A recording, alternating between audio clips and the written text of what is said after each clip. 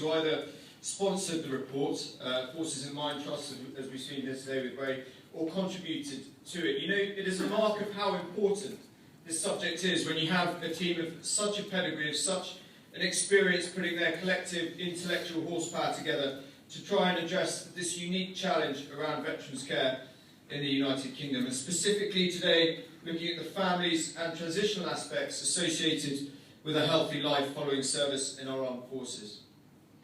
It's a privilege to be here today and stand before you and speak again on this subject. For me, this is very much a calling, I'm afraid. I sat on the Good Morning Britain sofa yesterday to talk about it again, and I could imagine the Secretary of State for Defence and no doubt some of my colleagues rolling their eyes at my persistence on this matter. But with every report like this, it is clear I'm not on my own.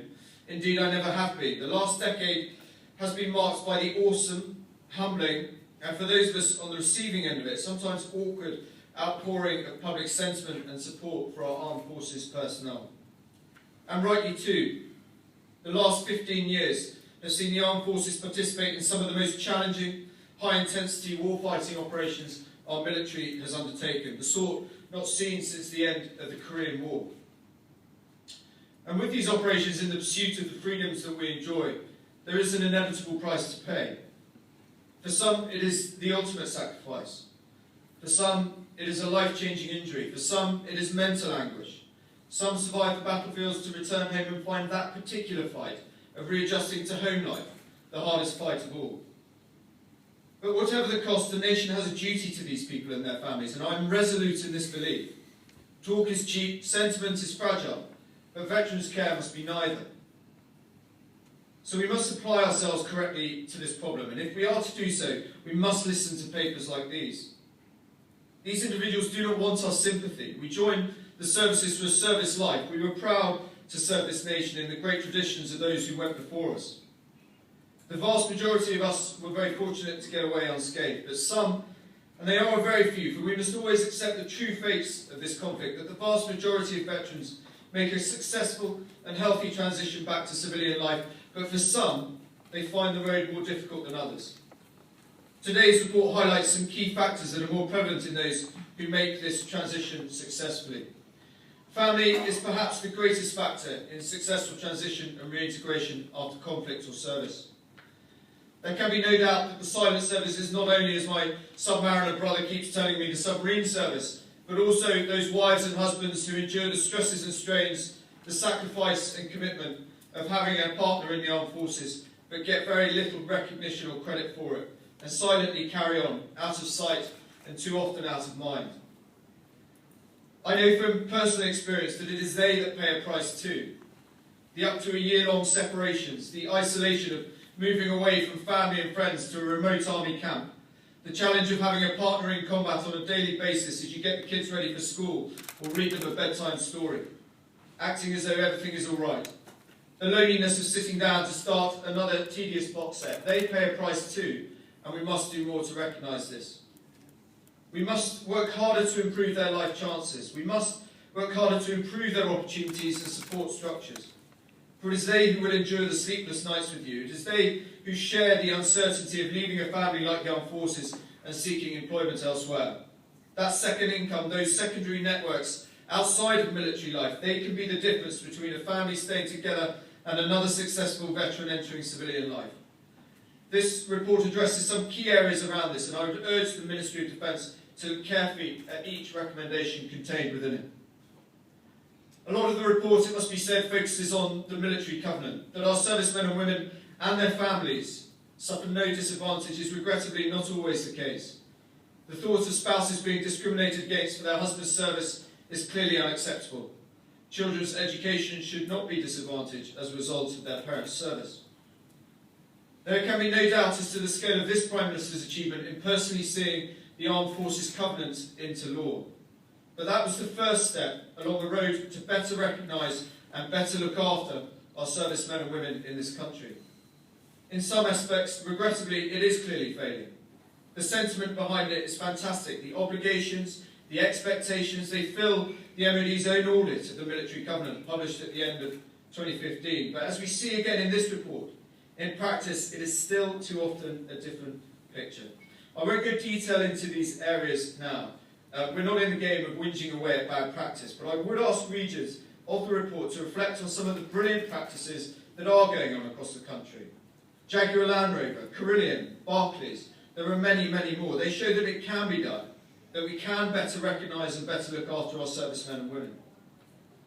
We can go that extra yard, not to advantage them, but to ensure no disadvantage is beholden upon a serviceman or woman, or crucially, and in particular in this case with this paper, their families. The report also touches on other aspects of service life that can make a transition more difficult. Challenges around substance abuse and gambling rear their heads again, and I fear that these two in particular will be an ongoing challenge. It requires an ongoing level of commitment and awareness to keep them within the realms of enjoyment and not harm. But it is mental health that I would like to focus my last few points on. This for me is perhaps one of the greatest challenges of this report. There has been a significant increase in the numbers of those presenting with poor mental health. It is yet to be seen whether these are an increase in incidents or reporting. Between 2007 and 2013, more than 11,000 members of the armed forces were treated for mental health conditions, including PTSD. Given that this report tells us that almost 60% of those who have a mental health condition fail to report, the scale of this challenge cannot be underestimated. And the challenge, it certainly is. Let's take post-traumatic stress injury, for example. The truth is that PTSD cannot possibly be as endemic as it is perceived to be in the media and elsewhere. It has become the catch-all phrase for any number of mental health complaints or challenging life circumstances. This is almost exclusively down to a lack of awareness or education around mental health, and we must be careful against this. PTSD is a very particular, a very difficult and a very tough disorder.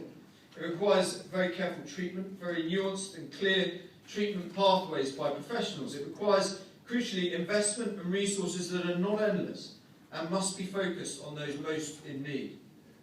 PTSD is not an inability to cope with life's challenges.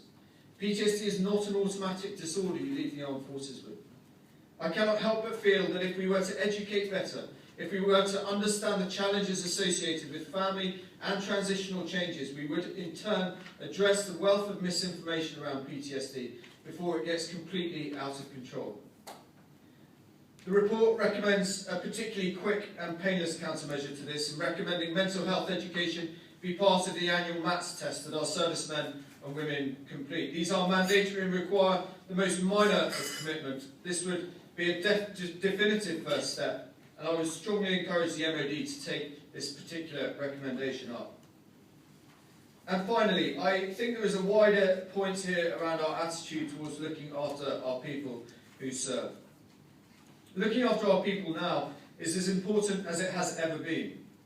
It is not as alluring, it is not as potentially compelling as many of the preparations for war. But it is as important as any preparation. For if we consider what compels a soldier to fight, the moral component without which failure is almost always inevitable, family and the home front are actually the chief protagonists. Get that right, and success, particularly mission success, surely this government's binding aim, will be far more likely than an exclusive focus on the physical component of fighting power. For too long, looking after our people in our armed forces communities has been too far down the priority list. I cannot think of another profession that relies so heavily on the third sector to complete their duties towards their employees and their families. Often what motivates us most is our domestic environment. This paper, I hope, will be another block in the wall in my efforts to ensure that our servicemen and women and their families' voices are heard. We must guard against unfair criticism of the MOD, as has been alluded to. We have come a long way since the start of the Iraq War in 2003, that saw a nation wake up to the price paid by those who serve. The military has always been keen to look after its people, but often these intentions are dwarfed with the demands of overcommitting by governments. I hope this paper gives them an opportunity to focus on some of these key issues. I hope that more and more within that department will come to understand that looking after our people both before and after conflict is a part of battle rhythm. It produces that moral component.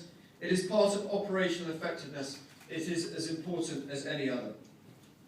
If we do not start to take these challenges seriously today, a lack of action now will ultimately cost the nation more in the future, both in terms of the life chances we offer to our veterans and their families, and the finance required to maintain a fundamentally unsustainable system as it currently stands. And I would finish now with what I always say at these things, a profound thank you to our service charities and groups involved in fighting for a better life for our service personnel, of which the CSJ has proved itself to be yet again a part. And Ray is right, I don't always agree that everything is going or has gone right over the years. However, the truth is, I cannot speak highly enough of these groups for what they have done.